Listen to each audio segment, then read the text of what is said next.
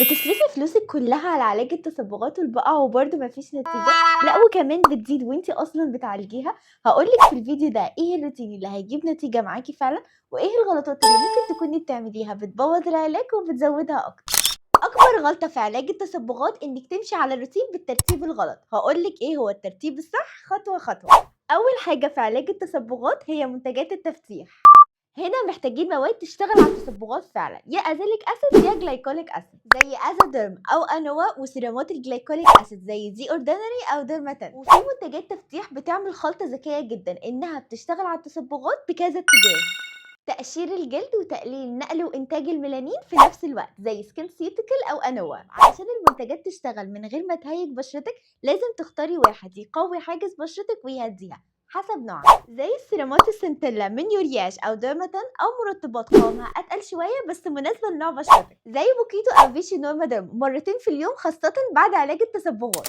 أما تالت حاجة غسول لطيف يكون لطيف جدا مفيهوش أي أحماض تقشير، لأن البشرة المتصبغة غالبا بتكون حساسة والتهيج بيكون باللمسة، زي ديرما إيل هيالو أو أفين. دول بينضفوا البشرة من غير ما يضعفوها أو يهيجوها من مرة لمرتين في اليوم، وممكن تكتفي بمرة واحدة بس خاصة الصبح. بس أهم نقطة في كل ده هي الاستمرارية، لازم تستمري على الروتين مدة ما تقلش عن أسبوعين وغالبا أكتر كمان، وتستخدمي المنتجات دي صح.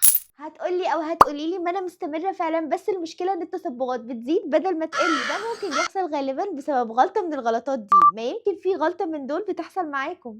أول غلطة إنِك تستخدمي منتجات تقشير وتفتيح قوية تعمل التهابات في البشرة، فالالتهاب بيقلب بتصبغ جديد فبدل ما نعالج المشكلة تزيد.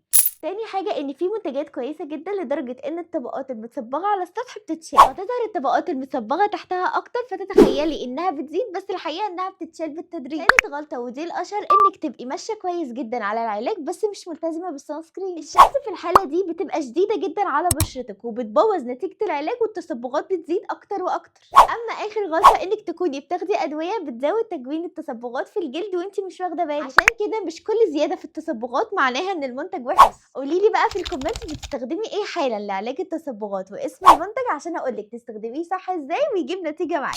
وما تنسيش السبسكرايب وتفعلي الجرس عشان توصلك كل الفيديوهات الجديدة. أشوفكم الفيديو الجاي.